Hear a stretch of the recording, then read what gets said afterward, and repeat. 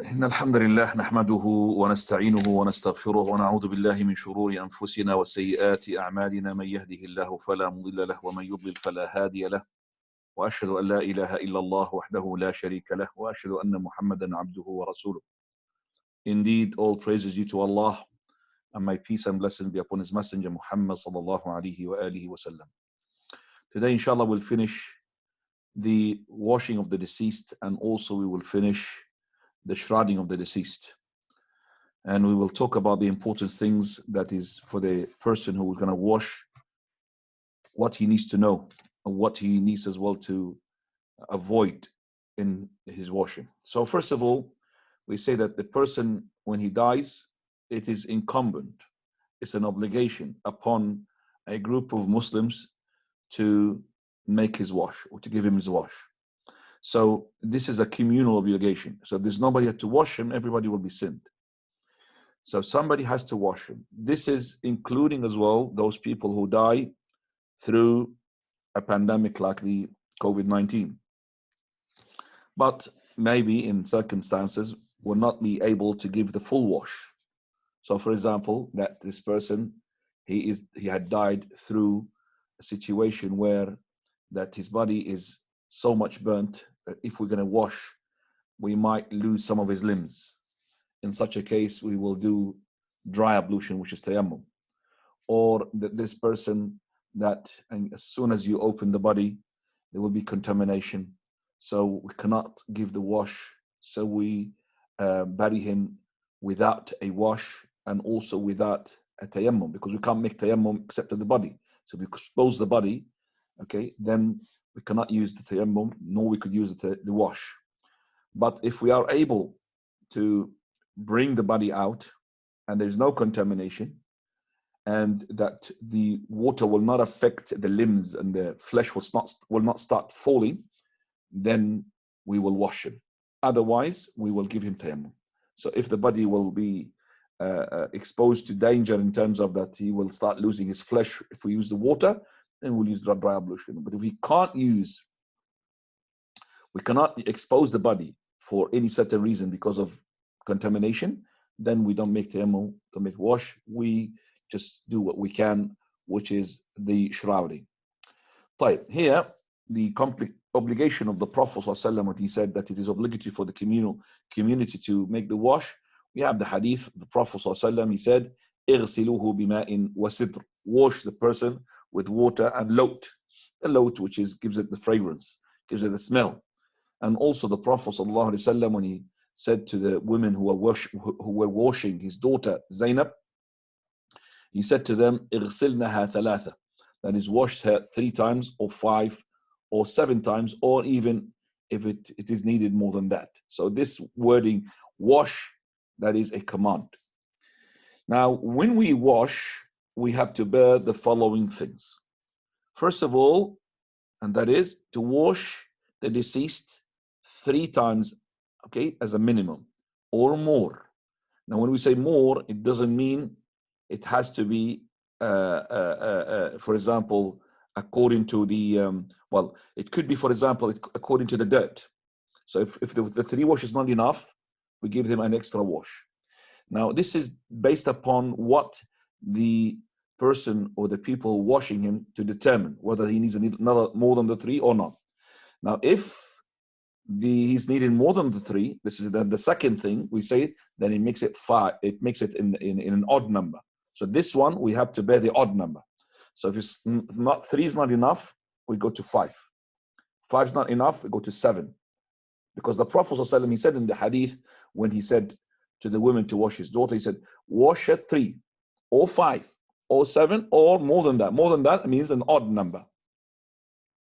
Depending upon what the person is washing, he thinks, does it need more washing or not? Right. The third time, and I believe as well, the odd helps as well, because when we have an experience regarding the washing, you see, when we see that we need another wash, we wash with soap, okay? And we have to make the last wash, which is the third thing, which is that is to make it with, lot, which is the camphor, okay? Something which is that with the smell. So because of that, we need to have them sort of another, another wash. So if we think that the body needs more washing, we wash it with soap. So after that, we give them another wash, which is the last one, and that is the fourth thing that we need to do, and that is to make sure that there is camphor somehow, which is to give this to the deceased a smell. So let's just talk about them again. That's number one, we need to bear the following, that is wash him 3 times. Number two, to wash him, if you want more than 3 times, it has to be odd number. Number 3, we have to use some lot, which is now the soap, can be a substitute for that. And number 4, the last wash has to be mixed with some kafur, which is the camphor, or any perfume which is free of alcohol. Number 5, that is if the person has got braids, okay, we have to undo them and wash them properly. And then after that, number 6, to comb the hair. And if it's a woman, number 7, then we make this braid, it will make the hair to be braided into 3 plaits, 3. And number 8, to start always when we wash with the right and also the places of wudu, which means we're making first wudu and then we start with the rights. Number 9, the person who takes the priority of washing the male is a male, and the priority for washing the female is the female, except if what is being made as an exemption, as we're going to see inshallah in a minute. First of all, what is the hadith regarding all of that? Hadith Atiyya radiyallahu anha wa ardaha. She said, we have entered upon the Prophet sallallahu alaihi wasallam, and so the Prophet sallallahu had entered upon us, and we were giving his daughter Zainab a wash. So the Prophet he said, wash her 3 or 5 or 7 or more than that if you see that it is fitting. And she said to him, Messenger of Allah, does that mean witr, odd? He said, yes, odd. And let you make in the last wash a camphor.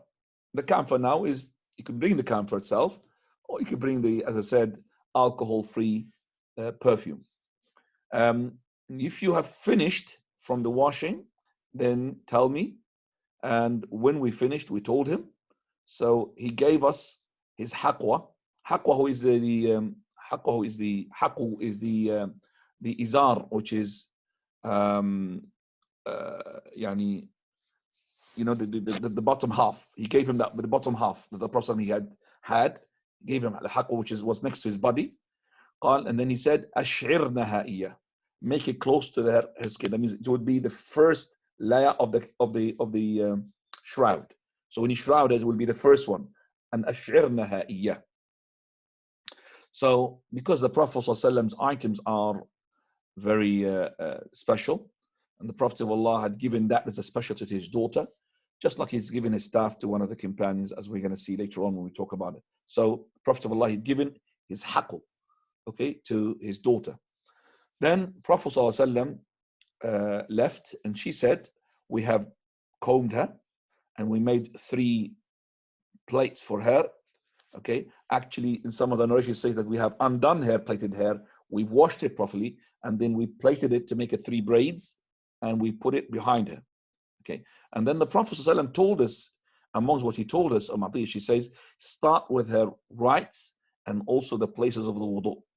So alhamdulillah, now we know the etiquettes regarding the washing complete. We're going to now demonstrate that in a way that you understand how to wash. So if we have a deceased now, okay, in front of us, okay, so now we come to the practical issues which is not mentioned in the book. That is not mentioned in the book. So first of all, when we wash the person, we strip him out of his clothes. So completely stripping him out of his clothes. So the first thing, because you can't wash the person unless you take him out of his clothes. Now, you could cut them if you wish with a scissor, all right?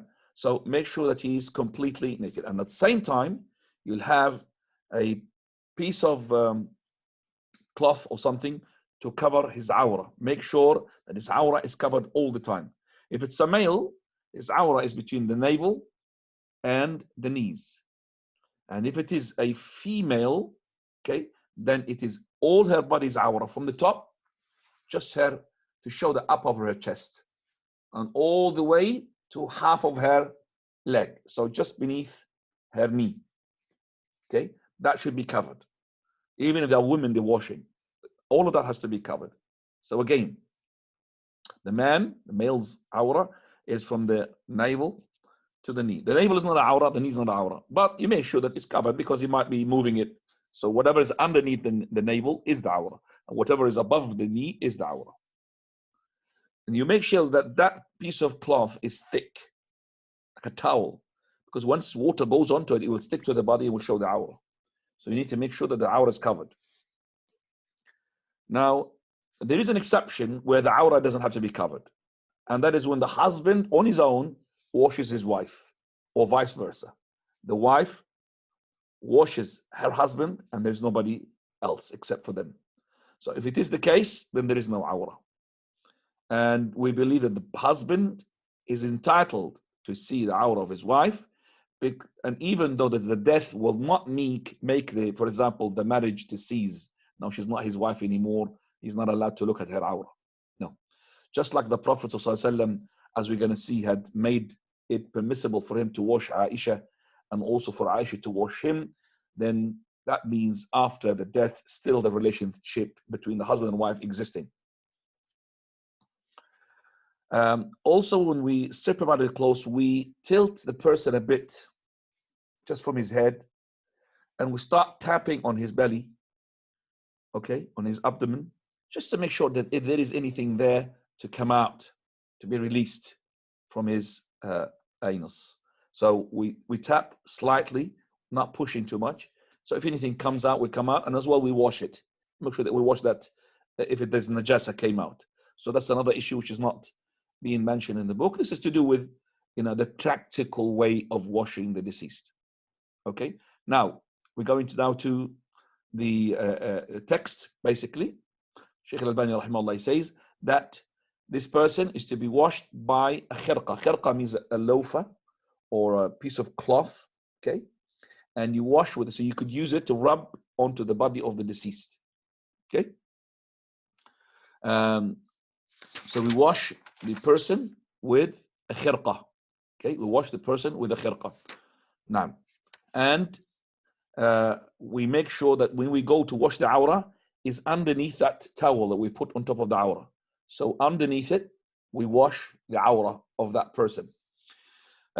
We have a hadith here that when we look at the way that the Prophet ﷺ is being washed, the Prophet of Allah, there was a special case. Okay, so when he died, companions didn't know, do we strip him out of his clothes or do we keep his clothes on him?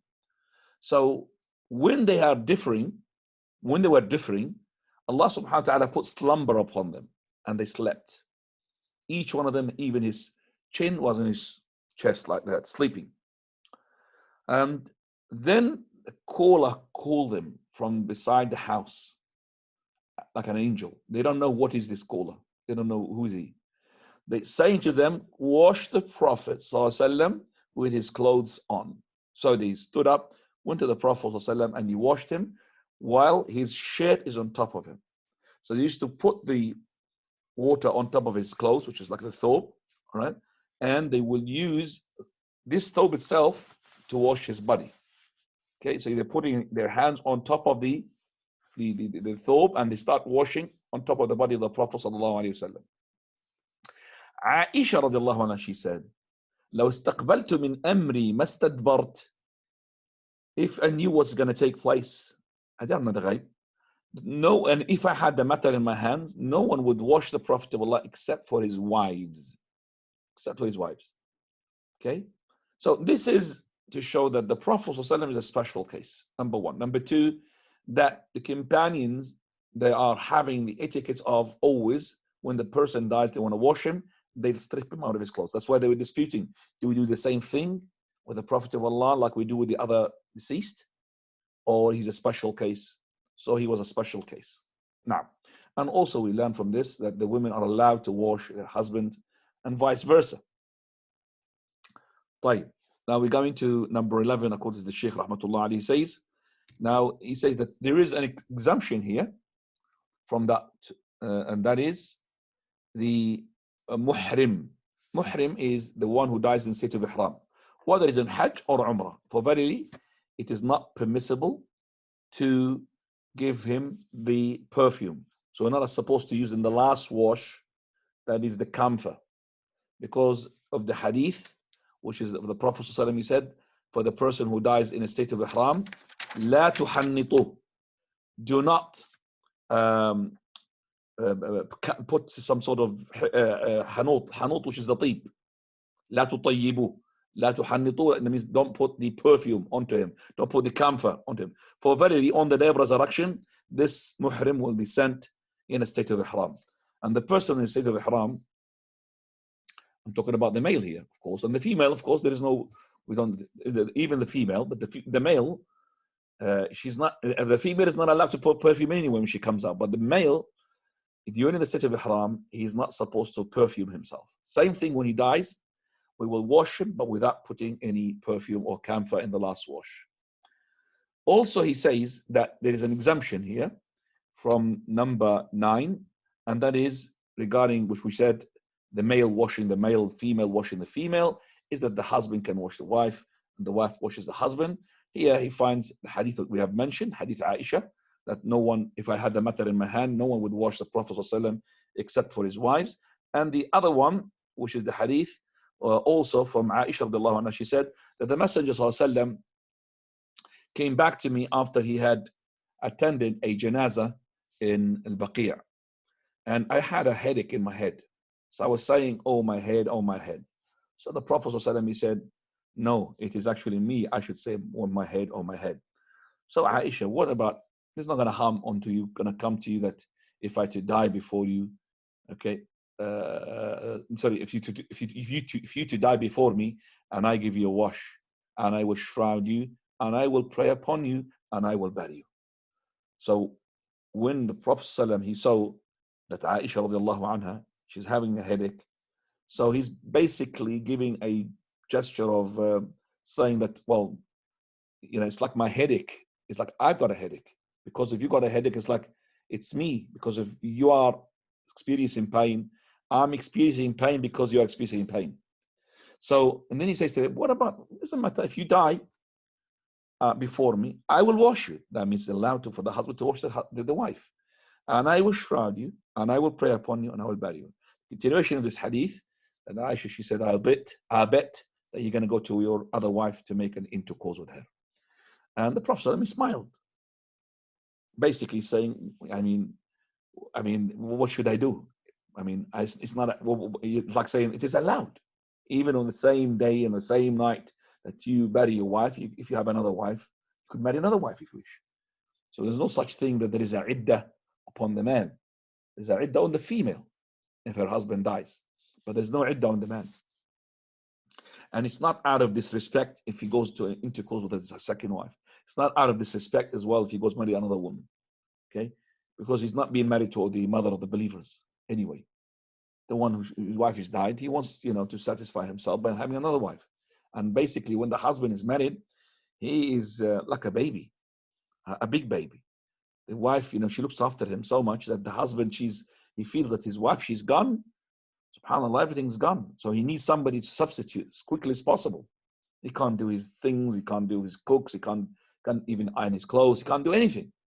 Basically, if his wife is gone, man is in a mess. That's why they say that if the man is mashallah good, that means behind him is a good wife. If the man is messed up, either he's got no wife or his wife is no good. Okay, the other one, which is Shaykh al-Albani, says that the person who takes priority of washing the deceased, the one who knows about the sunnah the most, especially if he's from his relatives. Because the ones who had taken care of washing the Prophet ﷺ himself when he died is like Ali ibn Abi Talib radiallahu anhu. Ali, he said, the Prophet of Allah ﷺ is being, I washed the Messenger of Allah. And I was looking at him just like looking at a person who is dead. I just want to know what is the difference between dead and alive. Verily, he was just alive, whether he is dead or alive. he was like fresh. Whether he was alive or he's dead is the same for me. He was looking at him. It's like sleeping, basically. Sallallahu alayhi wa alihi wa sallam. So Ali ibn Abi Talib, he had combined two things into him: a relative, cousin of the Prophet of Allah, and number two as well, he knows about the sunnah of the wash. Now, the person who does the wash, he will have a mighty reward. But this mighty reward is conditioned with two. Number one is that you make sure that you do not disclose these things that you see when you wash, especially if you see something which is bad. For the Prophet ﷺ, he said, Man ghassara musliman, he who washes a person who is a Muslim who died, fakatama alayh, he did not disclose the thing that he had seen from his wash, ghafara Allahu lahu 40 marra. Allah will forgive for him 40 times. So here Allah will forgive for him 40 times.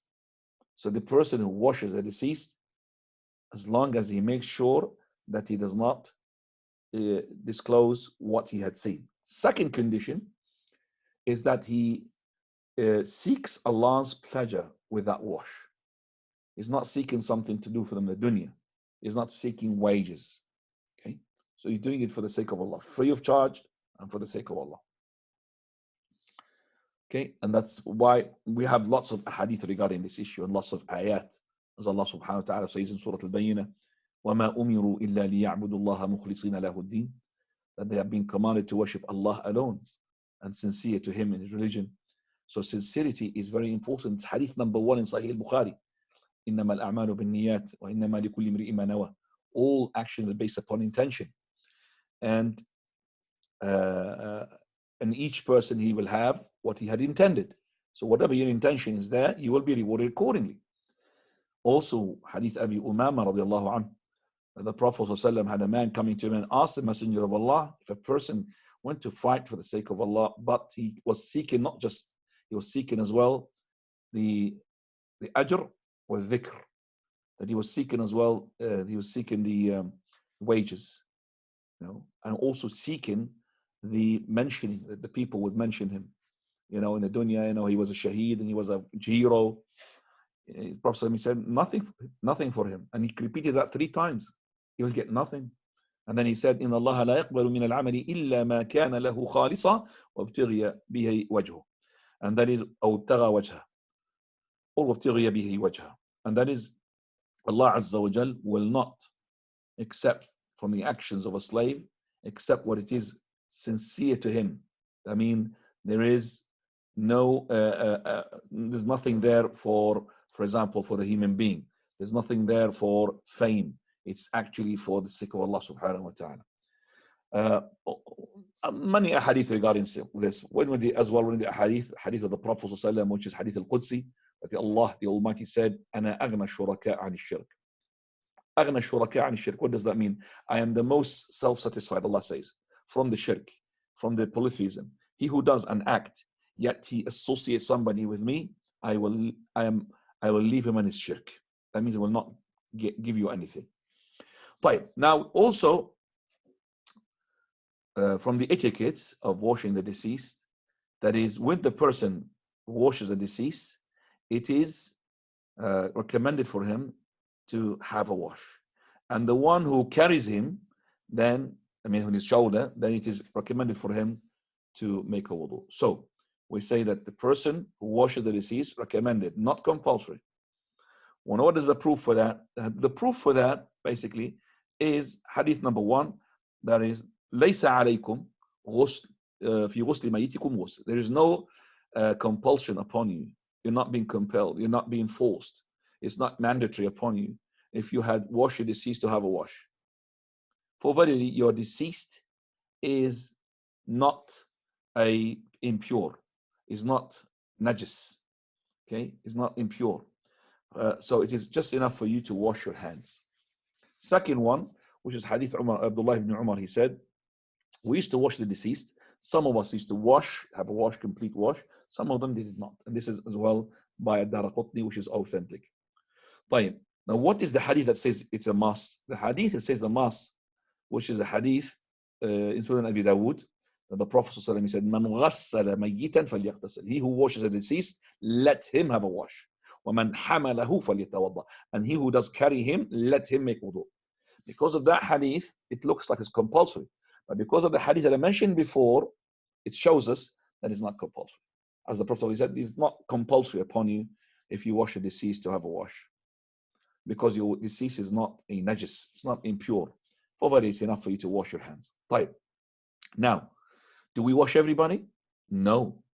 For that, it is not permissible for us to wash the shaheed. And here the shaheed is only the shaheed of the battle. Not the one who has the rank of a shaheed, like the person who dies from pandemics, or the person who dies from the ta'un, of course, the person who dies, for example, from burning, the person who dies from drowning. All of those have the rank of a shaheed, but they're not like the shaheed of the battlefield. So if this shaheed, he dies in the martyr, if he's to die in the battlefield. Now I can't say the shaheed, but he is, inshallah, we'll hope for shahada for him, but he is person who died in the battle. Even he was on a sexual defilement. Let's say that he left his wife and he started fighting for the sake of Allah and he was killed. We're not allowed to wash it. What is the proof for that? First one, Hadith Jabir radiallahu anh, that the Prophet he said, Idfunuhum fi dima'ihim. Bury them in their blood. And that happened on the day of Uhud. So they buried them without a wash.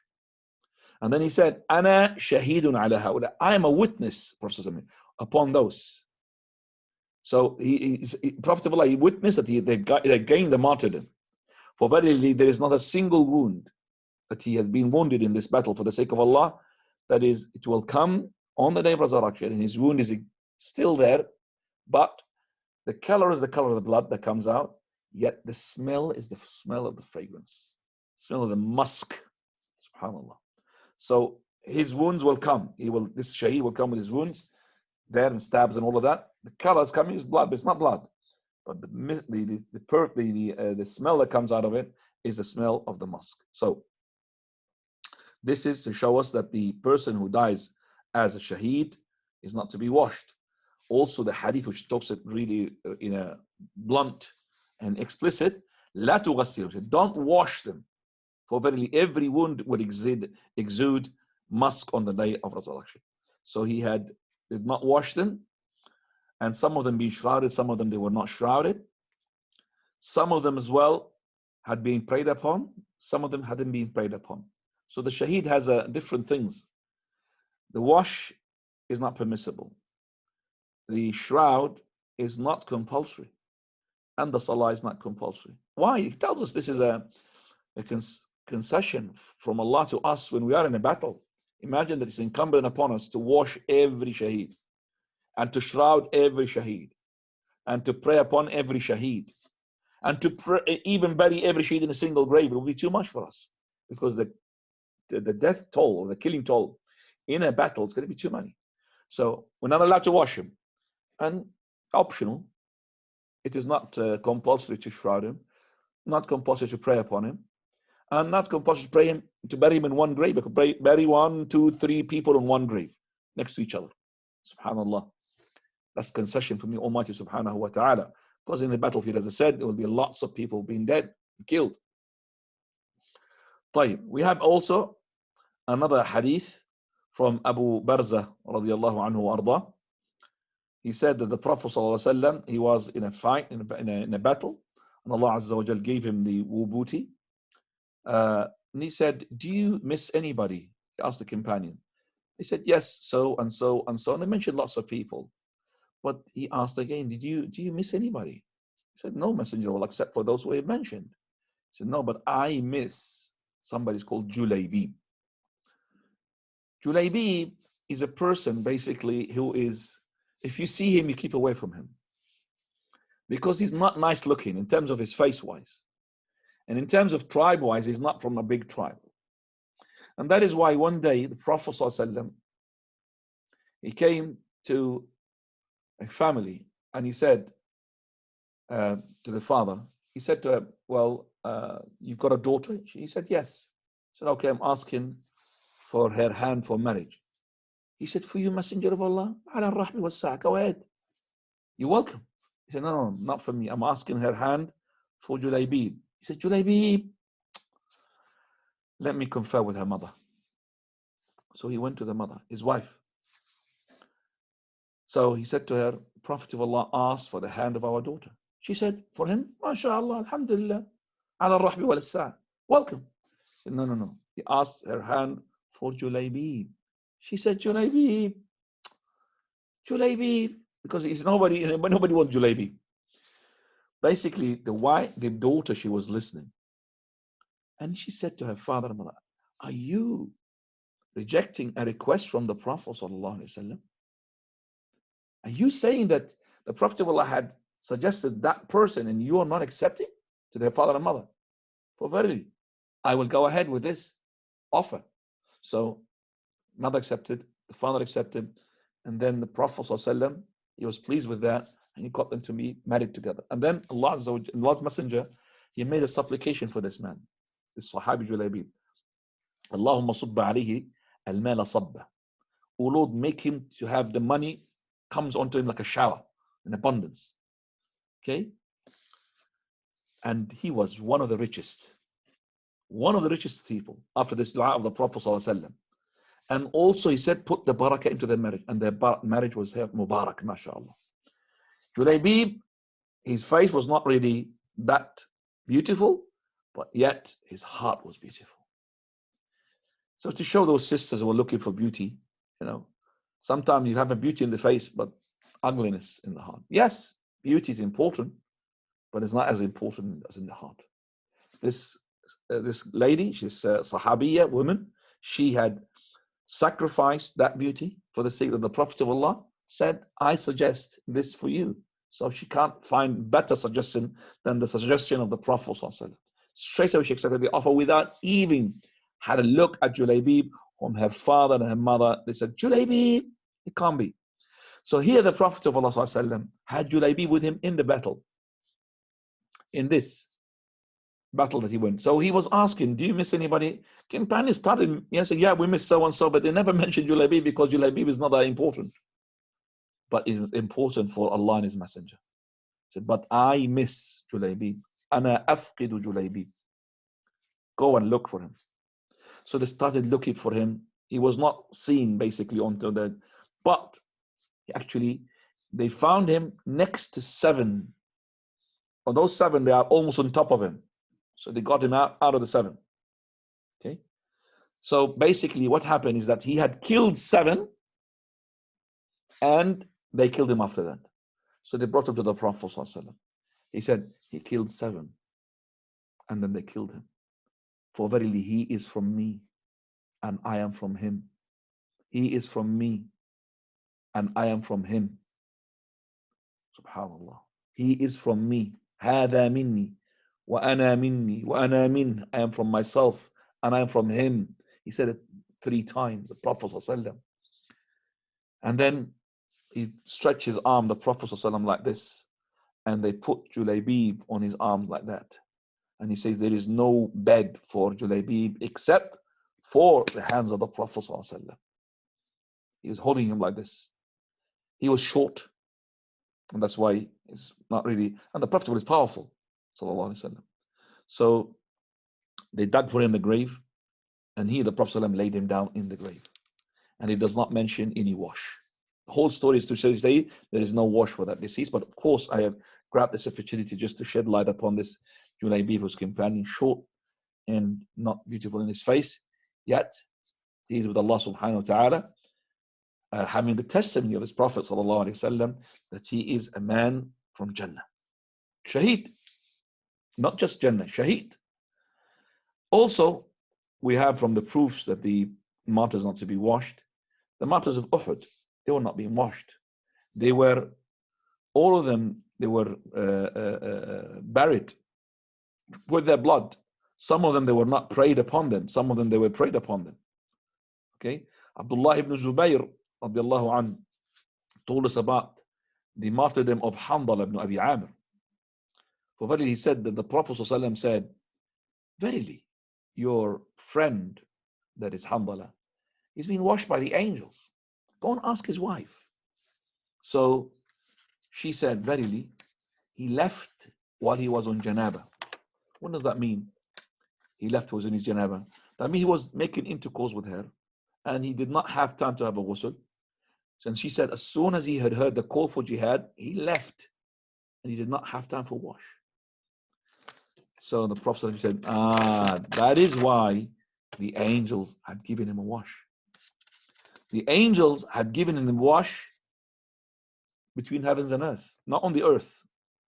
They gave him a wash, and he could see that the Prophet sallallahu alaihi wasallam. Allahu Akbar. What a death for Hanbala radiallahu anhu wa arda. طيب, now, alhamdulillah, we finished the washing of the deceased. We're going to go to the takfir al-mayyit, which is the shrouding of the deceased. Just let me show that I haven't really missed anything here. Now, alhamdulillah. طيب. After we wash the deceased, we must shroud him, save, of course, the shaheed of the battlefield. And we have mentioned the proofs for that before. And this, basically, the cost of the shroud, cost of the funeral process, all of it is to be taken from the deceased inheritance, the deceased estate, what he left behind. Even if he had left nothing except for that shroud, or the money that would be enough for the shroud, it will be used for the shroud. Nothing will go to the heirs. So when the person dies, the prioritization goes to the following. Number one, okay, the funeral procession. So any money goes to the funeral procession. Number two, the debts. And the debts have got categories. Number three, the will. Number four, the last one, the heirs, the inheritors. Khabbab ibn al-Arat radiallahu anhu, he said, we made a migration with the Prophet sallallahu alaihi wasallam in the sake of Allah, seeking the bounty of Allah Azza wa Jal. For verily, he who dies amongst us, then his reward unto Allah Azza wa Jal. From these people who had been martyred, Mus'ab ibn Umair, he was killed on the Battle of Uhud. There was nothing left for him because he migrated from Mecca to Medina, and he was nothing, having nothing with him. And he left only a namira, which is like a something that you wrap yourself with. So this namira is like a blanket, goes on top of him. So if we put it on his head, his feet will show. And if you put it on his feet, his head will show. So the Prophet ﷺ, he said, cover his head, and his feet, cover them with al-idkhir. Al-idkhir, which is a grass, which is known to be that grows and it's got nice smell. Okay.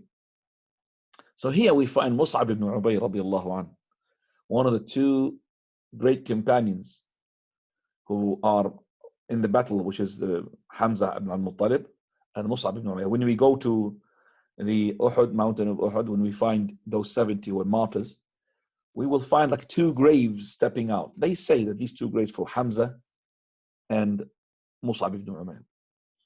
For verily, we have Abdul Rahman ibn Auf, who had said, even though that he is from the 10 companions being given glad tidings of paradise, he said, Mus'ab ibn Umayr died before me and he's better than me. So Mus'ab is better than Abu Ubaidah is better than him. But because these 10 companions being given glad tidings of paradise, so they have to be the best. But there are ones who died before, like Mus'ab ibn Umayr, who is being to be reckoned better than some of those in the 10. Of course, save the 4 Khalifas. Abu Bakr first, then Umar, then Uthman, then Ali. No dispute. These are the 4. In terms of between Uthman and Ali, most of the scholars, they said Uthman is better. But if you said Ali is better than Uthman, and this is a saying. But in terms of Khilafah, Abu Bakr, then Umar, then Uthman, then Ali. You have to understand that. Right. So we understand now that the shroud is to be from the money of the deceased. This shroud, we said that it's supposed to be covering the whole of the body. So it's not just because at the time of the battle, they didn't have enough. But anyway, you could bury the deceased without the shaheed in his clothes. You bury him in his clothes because there's no washing. So you shroud on top of the clothes. So the person who dies normally, he would be having no clothes. So we have to have shroud to cover all his body, from head to toe. For verily, Jabir ibn Abdullah radiallahu anhu said that the Prophet sallallahu alaihi wasallam, he made a khutbah in which he had mentioned a man, and he had basically died, and he was given the shroud, but the shroud was not enough, and he was buried in the night. So the Prophet sallallahu alaihi wasallam,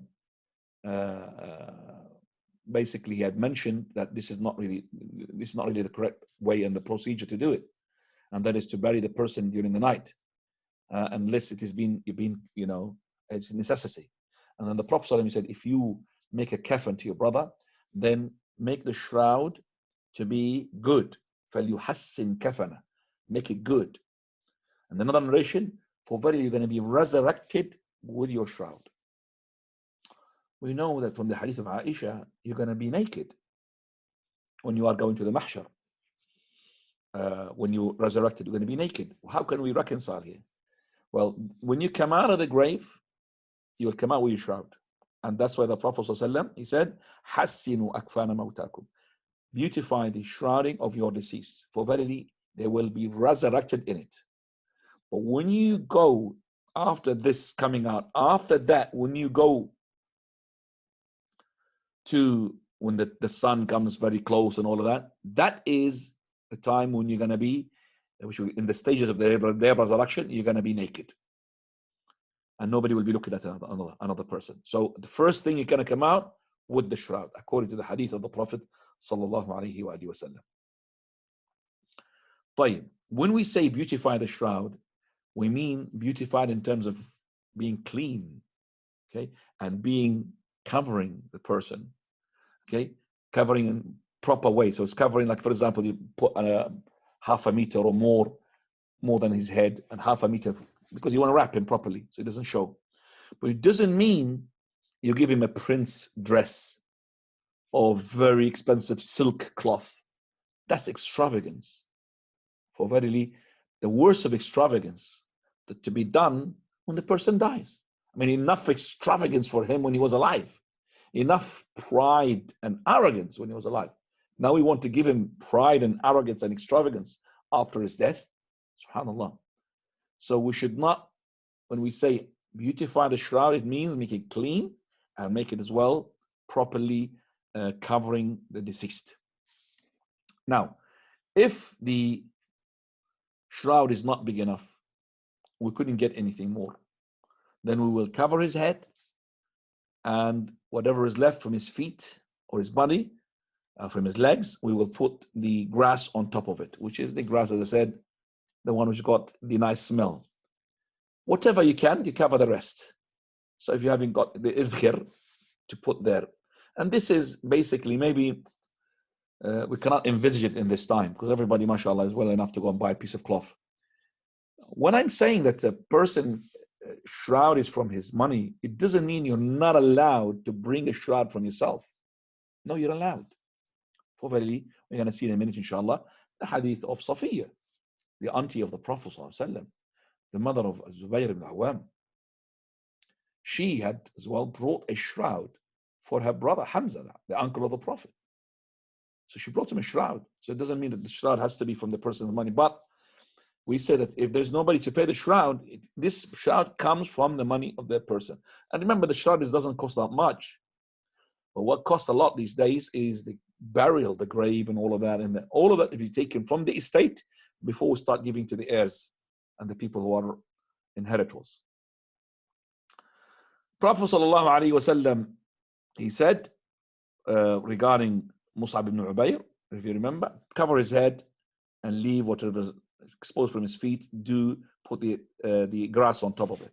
Also, we have Khabbab, when he had cauterization 7 times, and he said, hadn't been, I've heard the Prophet sallallahu alaihi wasallam, he said, no one is to wish for the death. No one to wish for the death. I would have wished for it. If the Prophet, had the Prophet sallallahu alaihi wasallam said, don't wish for death, I would have wished for it because he was in pain. And I was with the Prophet sallallahu alaihi wasallam, and I do not even own any dirham or nothing, no money.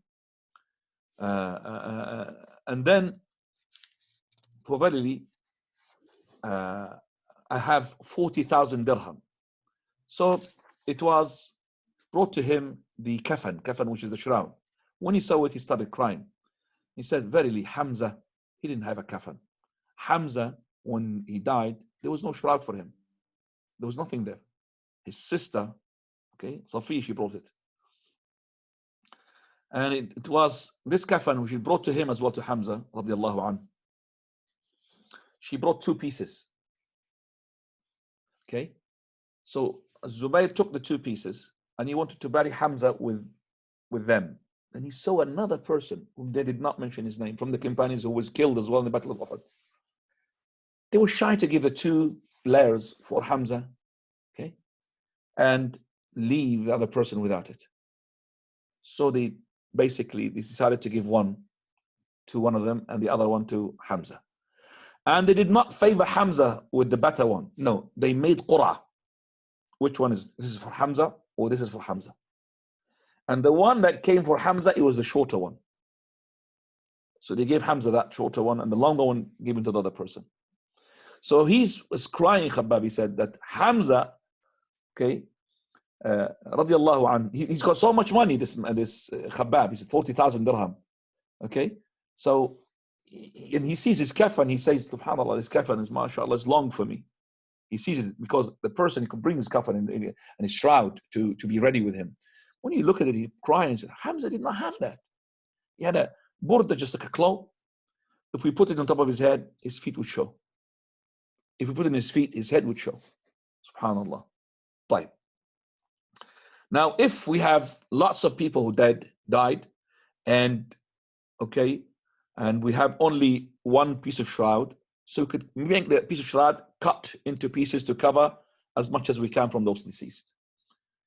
And the person as well needs to know that if it's to do with burial as well, we could bury them in one grave, just like they're doing at the moment in Garden of Peace. They're digging a trench, and they're burying, because of the pandemic, they're having about, I don't know, 50 deaths a week now, subhanAllah. So they're burying with a piece of wood in between each person. Now, the person who goes first next to the Qibla direction, we'll talk about the burial, is the person who's got Quran more than the other. So the more hafiz, the more you're going to be honored even after your death. As for the person who is having the part of the shroud, so we have, for example, one piece of shroud, and we have a number of people who dead, we give the one who knows more Quran, okay, we make the person who's more Quran to be next to the person who is knowing more Quran, who will be next to the Qibla direction. As for the shroud, we'll be drawing lots, unless we divide them into halves, and you have to make sure that we don't shroud them together, so we don't put 2 bodies and with one piece of cloth. That's not correct. So each one will be separate, okay, but he will have a piece of that shroud just to cover his awrah and cover. In this case of the martyrs, basically they are buried with their clothes. But the problem is when we have a pandemic, where lots of people died, and we have to cover their awrah, we have a few pieces of cloth. So we will give as much as we can just to cover the awrah, and then we bury them, and that would be enough, inshallah. Let's go talk about the hadith of the day of Uhud. For verily the Prophet ﷺ, he passed by Hamza, and his nose was being cut off. Remember, he was mutilated. And he said, verily, had it been Safiya, he said that she's his auntie, and he doesn't want her to be upset, I would have left Hamza like that, so that the vultures will eat him. And then Allah Azza wa Jal will gather him from the bellies of these vultures and those beasts. So he had covered him with a namira, which is a cloak that if you cover your head with it, his feet would show, and vice versa. If you cover your feet with it, his head would show. And he did not pray on those who had died in Uhud except for him. And then another narration says that he prayed on as well with him. So they prayed on him, and he put some deceased behind him as well to pray on them as well. And the Prophet ﷺ also, he told the companions to bury the 2 and the 3 in one grave. Also, it is not allowed, we said, to uncover the martyr. We're not allowed to uncover him. We have to bury him with his clothes on. And when you make the shrouding is to be a minimum of 1. So we said the washing is minimum 3. The shrouding is minimum 1 cloth. Okay. And the maximum is 3. So it's minimum 1 and the maximum is 3. Right. So now some people think that the woman has more than 3. That's not correct. And they give the hadith of Layla bint Tuqa'if al-Thaqafiyya, which that the Prophet of Allah, she had been shrouded with 5 pieces of cloth. This is incorrect. So we find that it is 3. Okay, the minimum is 1, and 3 is the maximum. So you could make it 2 if you wish, no problem. 2 pieces. There's no here witr like the ghusl, the odd number. And 3 is the maximum, even if it's a woman. And also, there's no such thing that the shroud is to be cut into pieces like trousers and shirt. Like some of the people I've seen them put this, to give a 1 piece, a second piece. No, it's a piece of cloth like that. Okay, piece of cloth. So let's say about 2 meters width. I would say 1.5 meters width. That's much enough. And in terms of length wide, it depends how tall he is. So if he's 1.7, 2.5 meters, so you make extra from this side and extra from that side. But not too much as well to make extravagance in it. Also, that is the person who dies in the state of ihram, he will be having the shroud of his, that is the male, of his ihram clothes, which is the 2 towels that he's got. So he will be giving that, and that's it. Because he's going to be sent as a resurrected, as a mulabbi. So everybody will be coming out of the grave in a way which is terrified. He will be saying, Talbiya labbaik, Allahumma labbaik, labbaik la sharika laka labbaik. Just like we said, he's not allowed to be scented. Remember the perfume when we wash him. As well, we have the shrouding of his, okay? The shrouding of his, we will make sure that as well, that it's from his clothes. Now, there is things which are recommended in the shrouding. Number 1 is to be white. Okay, this is the best for the Prophet. He said the best of your clothes is the white, and shroud your deceased with them. Okay, so no problem if there's white cloth and there is stripes which are black ones, which is the same thing that the Prophet ﷺ, he had 3 pieces of cloth, Yamaniya from Yemen. And in which he had habira in it. Like habira means one of the cloth is that habira, which like got lines into it. But the overwhelming color is the white. The overwhelming color is the white. You have to know that. Okay. Right. Also from the things which is recommended, we said, is that, so number 1, we said the first one is to be white. Number 2 is to be 3. So the best is to be 3. Minimum is 1, recommended to be 3. The third one, if you can have one of them, one of these 3 cloths, is that habira. Habira, which is the stripes, which is on that one, but the overwhelming color is white. So one of them is to be habira. And the 4th recommended act is the scenting, so to put bakhur. Bakhur on the last one. The bakhur, it could be the incense, or you could bring alcohol-free perfume and throw it on the last, on the shroud itself. So you put, like I do myself, I just shroud and I put perfume onto the shroud to make it just instead of the incense, because we don't have incense burners normally when we have a deceased had died. Now if we have incense burners, we can make it 3 times. So we make it tajmeed 3 times. That is except again for the person who died in a state of ihram. Okay, so state of ihram is not to be perfumed while he's washed. Is not to be perfumed even in a shroud. He's not allowed as well to be. He's to be shrouded with his own cloths. And also when we something else as well. When we as well shroud the person who's got the state of ihram, we will not allow to cover his head. Subhanallah. So he's still in state of ihram. So the other person, but this person, we do not cover his head. Now we're not allowed, as well we said, to make the shroud is too much money. It has to be from average. Cannot be too much expensive. So we should not be boasting about the shroud of such and such and shroud of such and such. Okay, well, alhamdulillah. Now this is now basically we come to the end of our talk, which is talked about the washing and the shrouding. If you have any question regarding what we have heard, and priority goes, as I said, to the Greenwich, but also we want the question to be focused onto the deceased at the moment. But for the people from Greenwich, we are not allowed to ask anything you like, but we want to focus upon this topic. Jazakumullah khairan. After the first 10 minutes, we'll go to everybody. Bismillah. So, did you brief them? Yes, yeah, Sheikh Zahid? Yes, I did. But just to remind you, mainly my questions only and sisters on chat only. And please raise your hand. And as the Sheikh said, is Greenwich the same as Woolwich as well? Yeah, Woolwich? Greenwich is Woolwich. Okay, I've got a couple of questions from sisters from Woolwich. If a woman's menses finish at Isha time, does she also have to perform Maghrib? So we started with the question, which is not out of the topic because of Woolwich. Okay, again, so the question? If a woman's menses finishes at Isha time, does she also have to perform Maghrib? Yes. Any woman who her menses had finished at a time of the two prayers, let's say, for example, she finished at Asr. She prays Dhuhr and Asr. Because Dhuhr and Asr becomes one. This is Hadith Abdullah ibn Abbas. Any woman finishes her menses at Isha, she prays Maghrib and Isha. And that's the Hadith of Abdullah ibn Abbas, and there is nobody else to oppose him. Okay, so she will pray the two times. Now the two prayers. Now, Jazakallahu khairan for that. Because Maghrib and Isha becomes one for her. Okay.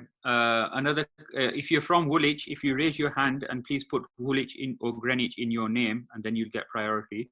If your menses as well finished after sunrise, there is no Fajr on you. The Fajr in its own. No.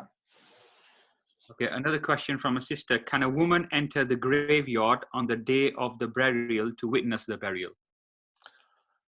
Well, Hadith Atiyah is Sahih al-Bukhari, basically says to us that the Prophet of Allah, he told us not to follow the funeral, but he did not, press that. He did not really make it with emphasis. وَلَمْ يَعْزِمْ عَلَيْنَا. So we say that the woman, she's allowed to follow the funeral of someone who is dear to her, like for example, her husband, her father, her son. But she needs to make sure that, number one, she's in full hijab. And there's nothing there that would displease the Almighty subhanahu wa ta'ala in terms of perfume or in terms of beautification and all of that. Number two, that she should not be mixing up with the men. So she could be following from far off. Okay. Not mixing for the men. We don't want the men now to go to the grave and follow the funeral, not for the sake of, the funeral and gaining reward, for the sake of because there will be sisters coming out, let me just have a look at her. So instead of having the graveyard to remind you of the akhirah, it's reminding you of the dunya. Women are looking at men and men looking at women. SubhanAllah. So if she's in that sense, no problem. Somebody who's dear to her and to keep away from the men, not to mix with them. So it will be in her car, watching from far off, but not to stand amongst with the men and to see how the burial, and then they will be shoulder to shoulder and rubbing shoulders and rubbing chest and all of that. That's not allowed, of course. But from far off, no problem, inshallah. Okay, no more questions on the chat. No more questions from any Woolwich or Greenwich on the mic. So I'll go to Abdullah 105. Sheikh, regarding the tayammum for the deceased, I mean, when do you make tayammum and how do you make it? And thank you so much. Barakallahu fiqh, Sheikh. Did you join from the beginning of the class? Yes, I did. So what did you understand from the tayammum for the deceased? I mean, you didn't mention it, I believe. I said the deceased tayammum. I don't think you were from the beginning of the class. I said tayammum for the deceased. Can anybody help me and raise up his hand and give me the answer for that question to see that were you listening or not, guys? Take their hands up. Who's going to answer the question? Ahmed Woolwich, you going to answer the question? Can anybody tell me about what did we say regarding the tayammum for the deceased? Because our brother Abdullah 105, he said I did not talk about it. Anybody? Subhanallah, I was talking to myself then. Tayammum for, yes. Yes. Well, what did I say? What was the answer? How do we make tayammum to the deceased? Can you just take that? Can you just? I understand with you. You're asking me, Abdullah, the process of making tayammum. Yes, yes, Sheikh. Yes. And when do you make it? Not the permissibility. Sorry about that, and forgive my glucose dropping down. That's why I'm not focusing. So the way to make the tayammum. Okay. Tayammum is simple. Let's say you're alive. You bring dirt. You bring a brick. You bring a tile. Even the tile which is clean, got no dust, it doesn't matter. Bismillah. Okay. Strike it. And then hands up. And then if there is dust, if it's big dust, then the face, and then the hands. That's if you're alive. Okay. Oh, somebody's dead. How do we make the? Just like we make the wudu, we say Bismillah. We're not going to ask the dead body to say Bismillah. Bismillah. We put, okay, the hands of ours onto the thing, and we wipe his face, and we wipe his hands. That's all.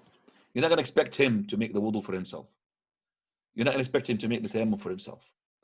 So, the wudu, if you remember, we said we make him wudu. We don't say to go, come on, dead person, make his hand wash his hands, or make his hands wash his face. Same thing with this. So we put a tile next to us. If there is dust, if there's no dust, if it's clean tile, don't do anything. This one is not really recommended. It's not really required, I should say.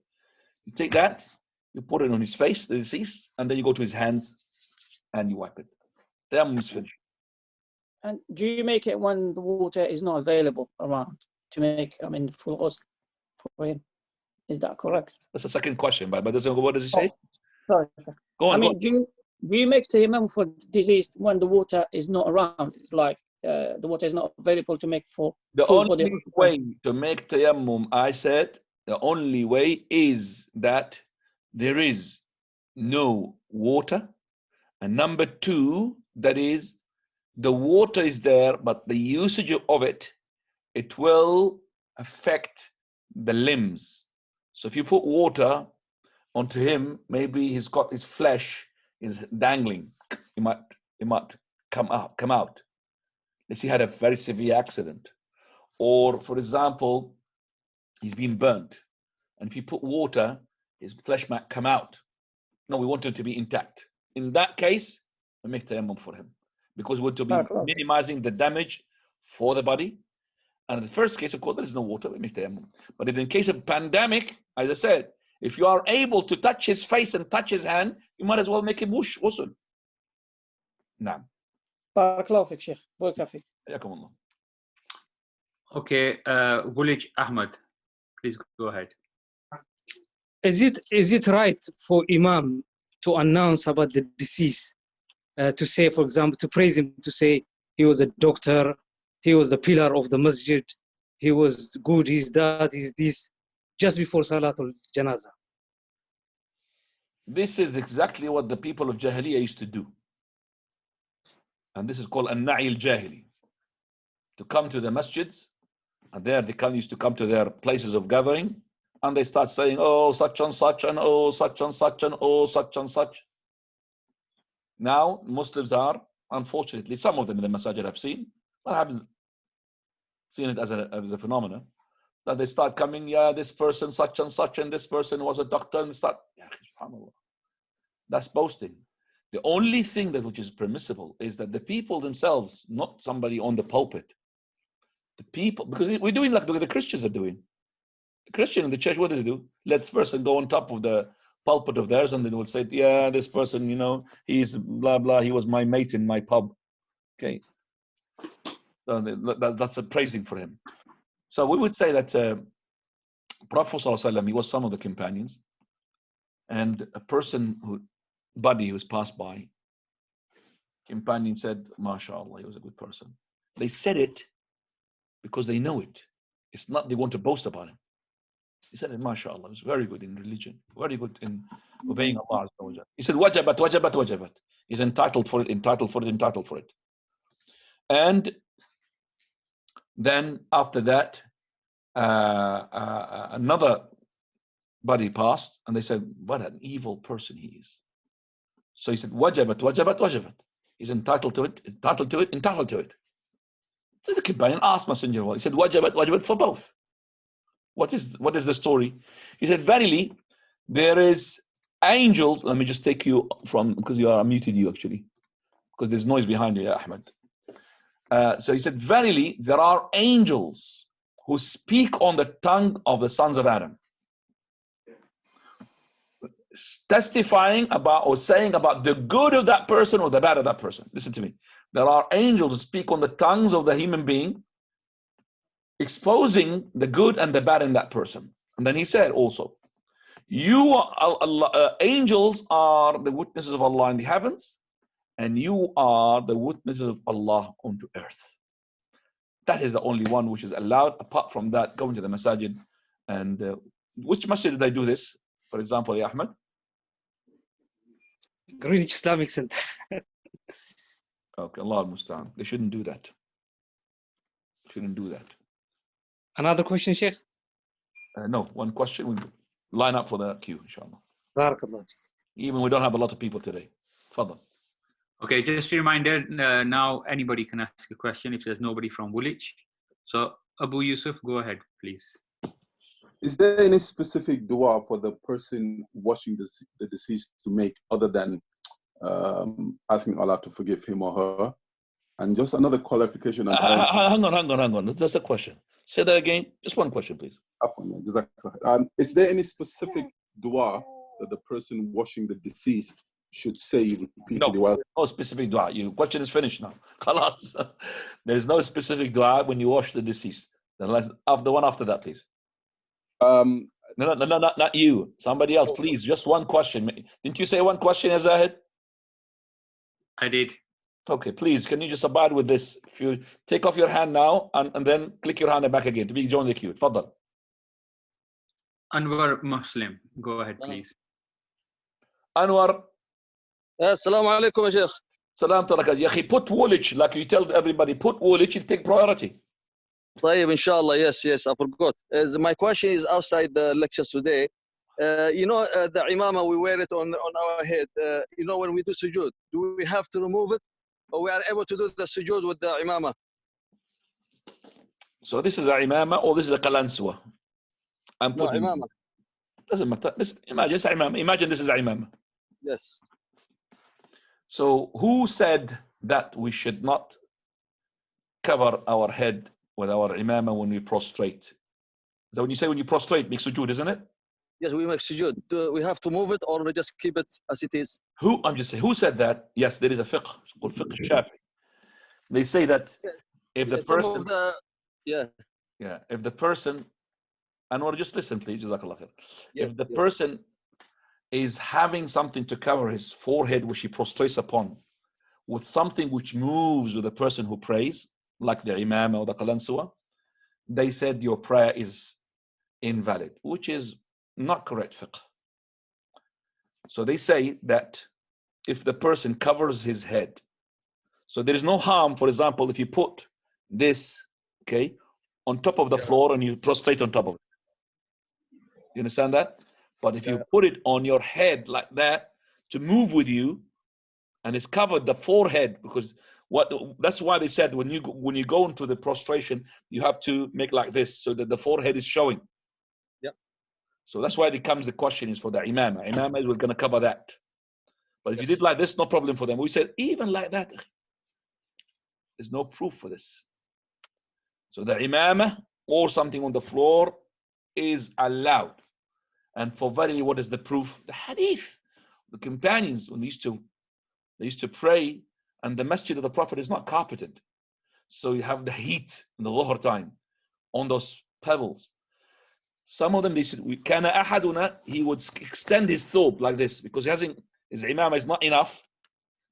Extend his thobe. And his thobe is what? It moves with him.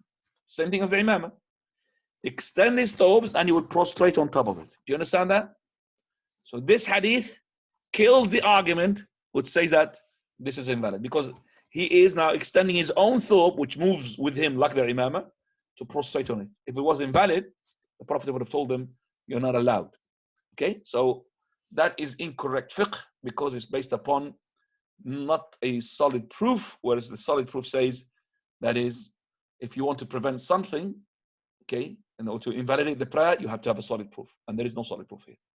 Actually, we have the contrary on that. Now, Jazakallah khair. Jazak. Aman Beg, please go ahead. Sheikh, is it allowed to keep the body of the deceased on display and delay the ghusl for people to come and see the face and etc.?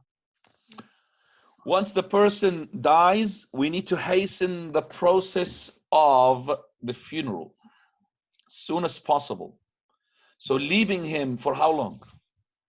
For how long? So no, you could leave him as much as we are preparing. Let's say, for example, preparing the water and preparing this, but to delay the wash, delay all of that, it's not correct. We wash him quickly, we shroud him quickly, and then at the same time, if we want to go to the masjid and we will pass on to the family to see him, no problem. We put him in the family to see him, as they did at the companions. They made one of the companions to pass on the wives of the Prophet of Allah to see him before he died, before he was buried. No problem. So, and then when you pray him, quickly to the burial. Okay. So we're not supposed to leave him exposed without washing just for the sake of it. We want to wash him, and the body might change. The body, you know, doctors, they know that the body straight away start, decomposing. So we have to make sure that we bury him as quickly as possible. Now, Jazakallah khair. exactly. Fazal Ibrahim, please go ahead. Sheikh, is making death announcements on TV or radio allowed? Hang on. Just before that, why Abdullah 105 is before Faisal? Was it second question for him? It was a second question, yeah. So I'm just letting first questions go, and then Yeah, but let me just ask you: was he on the queue? yeah, he's already asked the question, but he's joined again. Yeah, but if he joined again, how did he come before Faisal? Because Faisal came later to ask a question. Then you go in the order. Ask Abdullah. No problem, inshallah. You have to be fair and just. Sorry, Faisal. Let me just No problem. Yeah, I know, no problem. I'm just saying because I want to know Abdullah as well, because he joined on the Go queue. ahead, sorry. Fadal. Yalla, Abdullah. Sheikh, regarding the wudu of the mayyit, regarding the mouth and the nose, I mean, how do you make wudu? It's like, do you have to use the finger? No, the inside? mouth of the person is closed. That's why when the person dies, we do the following: we close his eyes, and also, which is not mentioned in the book, we close his mouth. Why? We don't want him in his mouth, because so as soon as he dies, he's fresh. Do you understand me? No. If he gets cold, no way you're going to close his mouth. So he closes his mouth. Even some of the madhahib, they put like a Tight. Yeah. too tight is like that. You don't his jaw to go open like this. So when we wash him, we don't worry, for example, what to put our mouth. No, just put the water like this. Just put the water here and put the water in here. We're not expecting him to go and tilt his head and put water on top of his head. No. We make as it says here, by the way, the hadith doesn't say make him wudu. No, it says starts with the wudu places. Do you understand the difference? No. It doesn't say in the hadith make him wudu. ابدأوا بميامنها وبمواضع الوضوء. You understand Arabic? Start with the right side, and this will remind him as well. So after you start with the wudu, which is the places of wudu, so the places of the wudu, right, left, hands, face, okay, nose, mouth. So mouth, nose, face, okay, and then arms, left, right, and then head, ears, and then the feet, right and left. We're finished now. The places of wudu. Now we come to the right. So when we wash, divide them into two halves. First half is the right. Second half is the left.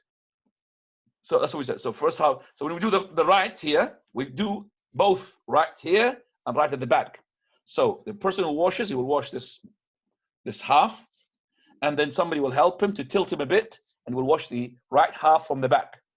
Then we finish. Then he goes to the left one, and then somebody will tilt him this way. We'll wash the left from this side. Okay. Jazakallah khairan, Abdullah, for reminding us for these things as well. Barakallahu fik, Sheikh. Barakallahu fik. These are the practical things which are in the book. Doesn't mention them. So it would have been better to have a person to, to have a demonstration here and watch him in front of you. So first here, and then the left, right, and then we left, and then we tilt him this way. And as for as I said, it's not making him wudu. It is washing, and very precise words, to start with the wudu areas, wudu limbs. Okay, now. Barakallahu fik, Sheikh. Jazakallah khair. Tafadhal ya Faisal. Sheikh, are death announcements allowed, such as on TV, the radio, the internet, so that the community is aware? Allowed, it is what is allowed, what is needed, not the extra. What is allowed? For example, I need to tell other people who is dead. I could put it on internet, I could put it on social media, I could put it, no problem. What is not allowed is extravagance and boasting and fluttering and pride. Like, for example, in the newspaper in our countries, let's say that this is the newspaper. And it's got many pages. One page, or maybe 3-4 pages now. Okay. It's called the death. I don't know if they've got them in this country. They don't have them in this country. You do, Sheikh. Do you? Yeah, you do have them in paper. How many pages for that? The local papers. The local papers. Yeah. No, the other one is the main papers. Okay, the main ones. Like the Guardian for you. We have that there. They'll have, because it pays a lot of money for them. So these pages, for example, no problem to go and send to them that on the newspaper there, at that much, such and such person died. Okay, that's his phone number and all of that. No problem. But what the people they do, they take half of the page with a big print. Some of them they take all of the page. Some of them take 1 page and 2 pages. And this is, for example, the brother of his, he made this one. The other brother made the other half. The son. And it's not really to do with telling the people about his death. It's to do with boasting now. So it's the same. So this page, you know how much it cost? Maybe £20,000 to fill up this page and this page to reserve it to that man who's dead. £20,000 just to announce a person's death. And it takes me peanuts. Internet, nothing. Alhamdulillah. WhatsApp message. Alas, enough. Phone call. I'm still here. I'm in debt to my Sheikh Mashhur Ibn Hassan al-Salman, Hafidahullah. I'm in debt to him for the rest of my life.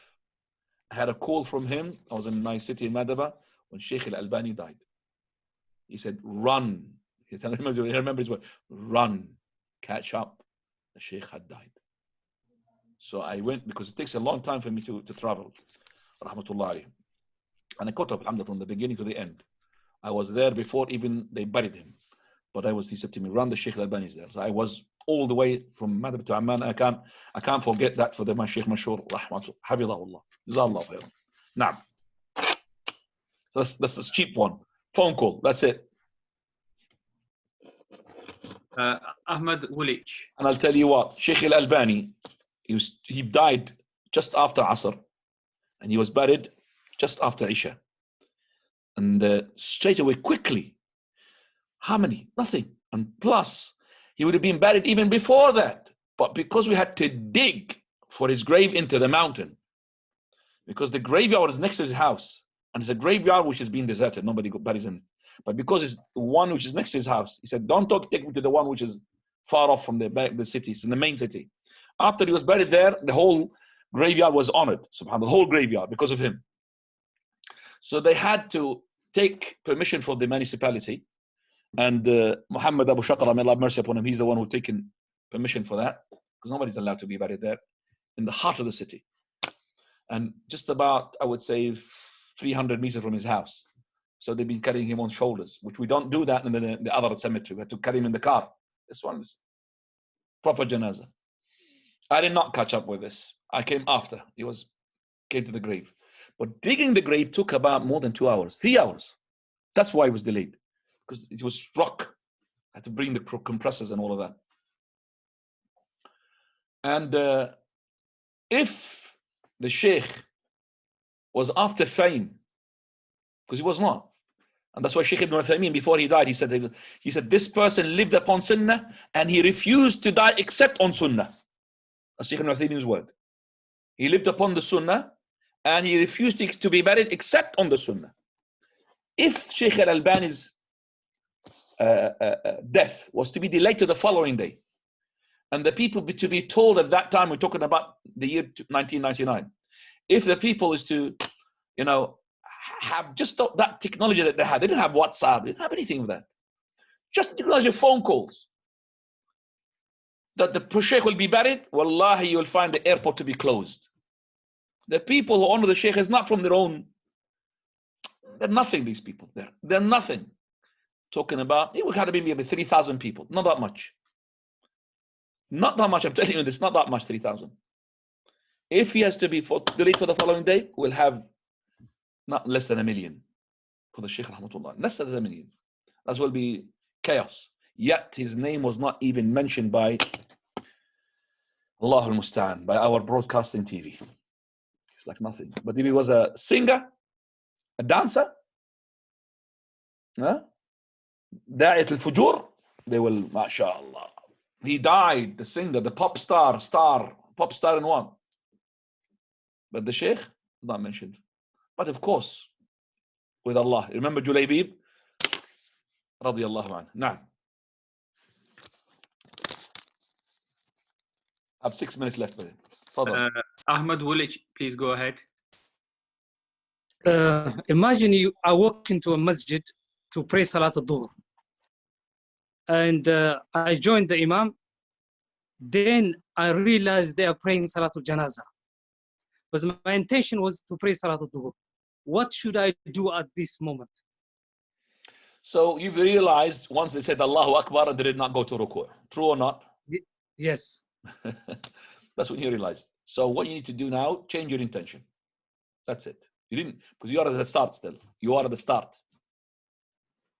Okay. So Allahu Akbar. خلاص, my intention is for dhuhr. So your intention is dhuhr. You started with the dhuhr. So yes. The people praying the janazah, okay? Yes. So you could just change the janazah. You are doing the dhuhr. You change the the intention to the janazah. خلاص, come janazah now. Barakallah. No, change it. Allah, jazakallah khair. Okay, got a question on the chat. It's from a brother who can't ask on the mic. And by the way, for that question as well, you could as well, if you don't want to do the janazah, you got an option for you, because the janazah communal prayers is not obligatory. You could continue with the dhuhr. Khalas, they say Allahu Akbar, you detach themselves with you could tanwil mufaraqa. Okay, tanwil mufaraqa. So what is that mufaraqa? Just leave them, okay, and say Allahu Akbar on your own. Make the dhuhr. Naam, fadal. Okay, the question is regarding Taraweeh. His parents live 2 doors down the road from where he lives. Should he read Taraweeh on his own at home, or can he go to his parents and read Taraweeh there? Ask Boris Johnson. So I don't know. Don't know. Is that allowed? Boris Johnson allows it. Khalas, it's allowed. If it does not allow it, so I don't know. We are speaking publicly, so I don't want to be saying anything that would be against the law here. Nah. Okay, Faisal Ibrahim again. Please go ahead. Sheikh, off topic now, right? Yeah. Sheikh, this is a question that I'm still confused about, and I'm here with Asif here at his house in Florida, and we are both asking this question regarding wiping ourselves after urinating with the toilet paper. Do we have to wipe 3 times minimum with toilet paper, or is 1 time enough? So is the 3 times same as the back? Is the front side same as the back side with the 3 times minimum? No, only the stones 3 times. Only the stones. As for the tissue, it could be only 1 tissue. Front and back. Could be 2 tissues. What do you mean front and back?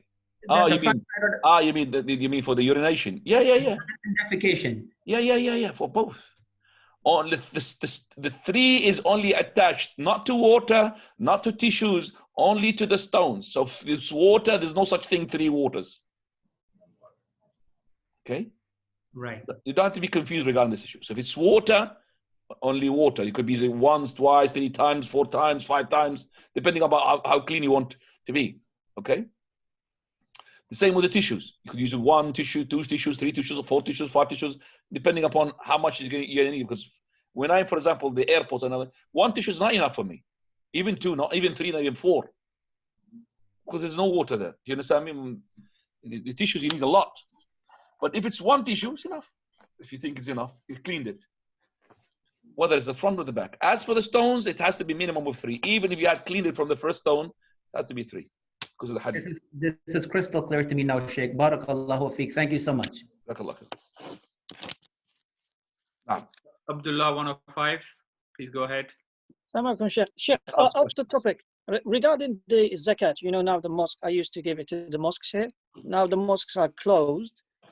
I mean, what shall we give it? Or do you have any idea, charities to give it to? Or how do we do it now? It's like in this time. Zakat-ul-Fitr? Naam, Sheikh.